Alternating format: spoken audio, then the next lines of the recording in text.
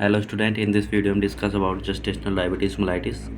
gestational diabetes mellitus एक ऐसी condition होती है जिसमें कोई भी प्रेग्नेंट वूमेन को डायबिटीज़ हो जाती है या इंटॉलरेंस ऑफ कार्बोहाइड्रेट। ओके, इसकी हम डेफिनेशन देखते हैं। Carbohydrate intolerance resulting in hyperglycaemia of variable severity which occurs first time during pregnancy.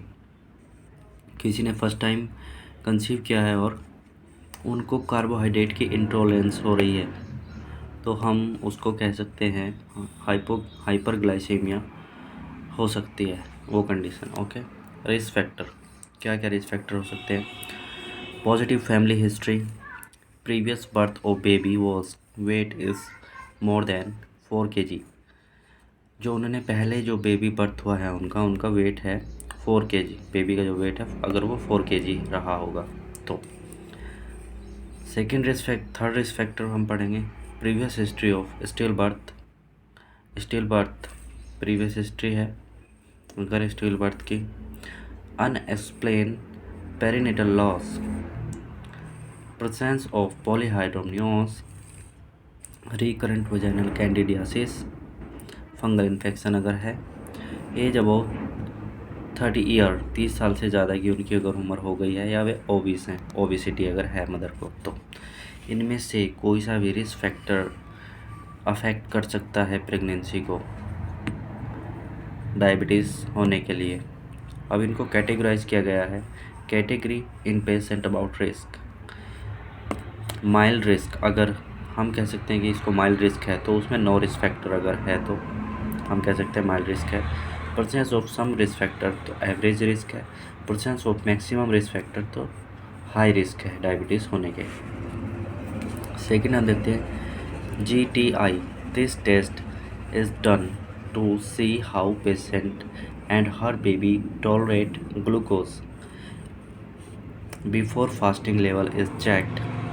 Before fasting level हम चेक करेंगे ग्लूकोज का कितना है और फास्टिंग लेवल हम चेक करेंगे ग्लूकोज का कितना है। 75 mg of glucose to the patient.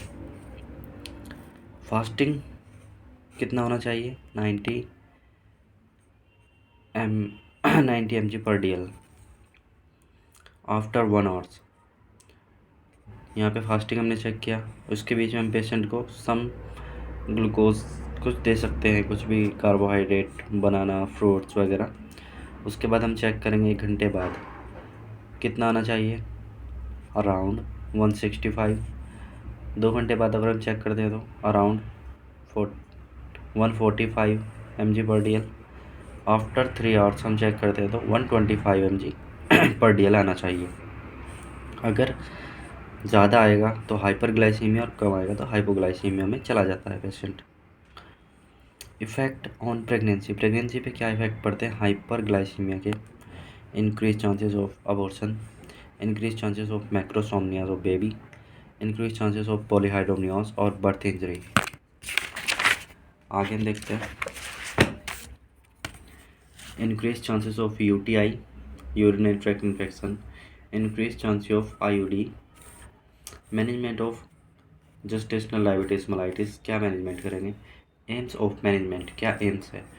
To give information about the dietary pattern, to give information about self-administration of insulin, teach mother about testing of glucose level, to explain mother about the management of hypoglycaemia. अगर hypoglycaemia हो जाए तो उसके लिए क्या management है, testing कैसे करनी है ग्लूकोज की, information about administration of insulin, insulin कैसे लगाना है और डाइटरी पैटर्न कैसा रखना है, ये सब इन्फॉर्मेशन हम देंगे। अब हम देखते हैं इंसिडेंस ग्लोबली कितने हैं, 40.7% और इंडिया में कितना है 10 to 40%। डाइट क्या देंगे मदर को? नॉर्मल बॉडी वेट अगर है किसी का तो 2000 से 2500 किलो कैलोरीज हम एक दिन में दे सकते हैं और ओवर वेट अगर है तो 1200 से 1800 किलो कैलोरीज एक दिन में देनी पड़ती है।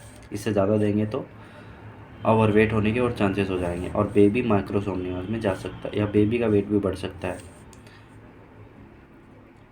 Fasting level is more then 90 mmHg mmHg नहीं, 90 mg पर DL इंसुलिन।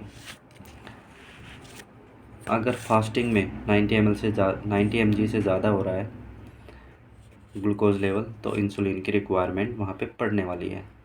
ओके, फिर हम रूटीन इन्वेस्टिगेशन करते हैं, जिसमें यूरिन एनालिसिस करेंगे to check glucose, hospitalised of patient if glucose is not maintained, assess the future of toxaemia, pre eclampsia का कोई फीचर तो नहीं आ रहा है, प्रोटीन यूरिया तो नहीं हो रहा, हाइपरटेंशन तो नहीं हो रही, ये सब चेक करेंगे। असिस फॉर पॉलीहाइड्रोमियोस तो नहीं है हमारे पेशेंट को। Small and frequent meals, small and frequent meals हम जो पेशेंट को देंगे। मिड नाइट स्नैक्स प्लान, सोने से पहले हमको कुछ स्नैक्स प्लान हम देंगे उनको, जो कि प्रिवेंट करेंगे हाइपोग्लाइसीमिया से। टू इन्फॉर्म अबाउट हाइपोग्लाइसीमिया के रिलेटेड भी हम पेशेंट को नॉलेज देंगे। हाइपोग्लाइसीमिया क्या है?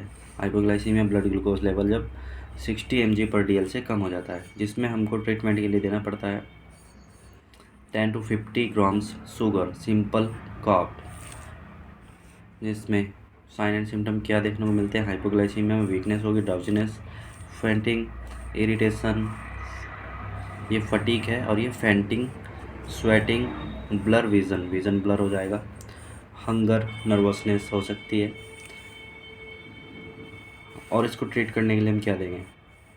1 cup milk, glucose tablet, 1 table spoon of honey, 1 candy, 1 cup sweet fruit juice, और 30 मिनट हम वेट करेंगे। उसके बाद हम चेक करेंगे कितना लेवल है ब्लड ग्लूकोज का।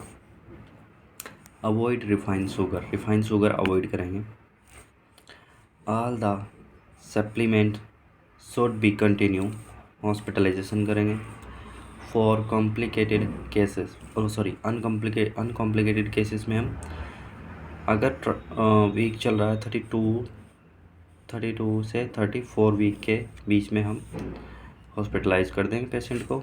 और कॉम्प्लिकेटेड केस अगर है तो एज सुन एज पॉसिबल हमको हॉस्पिटलाइजेशन करना होता है पेशेंट को, because of to reduce risk mother and baby, इन दोनों में कोई रिस्क ना हो, उसको रिड्यूस करने के लिए care during labour, IV fluid insulin देंगे। Neutralise dextrose plus insulin IV 1 time, जिसमें डेक्सट्रोज होगा, इंसुलिन होगा, और IV थेरेपी हम देंगे। Decrease 1 analysis to find out ketone antibodies urine analysis करेंगे कीटोन एंटीबॉडीज़ को चेक करने के लिए। डिलीवरी को इंड्यूस कराएंगे न्यूनेटोलॉजिस्ट के साथ में। To inform doctor to patient is not able to delivery, अगर पेशेंट एबल नहीं है डिलीवरी के लिए या हमारे इंस्ट्रक्शन फॉलो नहीं कर पा रहा है और डिलीवरी का टाइम 18 घंटे से ऊपर हो चुका है, तो डॉक्टर को जल्दी से जल्दी इन्फॉर्म करेंगे। चेक फॉर कॉम्प्लिकेशन, कोई कॉम्प्लिकेशन तो नहीं है वो भी चेक करेंगे। पॉलीहाइड्रोमियोस तो नहीं है, माल प्रेजेंटेशन तो नहीं है, कॉर्ड अराउंड नेक तो नहीं है, कॉर्ड प्रोलैप्स हम बोल सकते हैं जिसको। तो ये था हमारा gestational diabetes mellitus. I hope आप सबको समझ में आया होगा। इसके स्क्रीनशॉट आप ले लीजिए।